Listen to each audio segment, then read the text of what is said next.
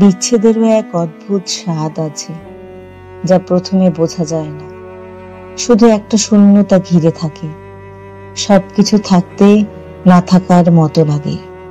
প্রথম দিকে মনে হয় তাকে ছাড়া একটুও থাকা যাবে না, পরে ধীরে ধীরে অভ্যাস হয়ে যায়। তবুও একটা কান্না জমে থাকে ভিতরে।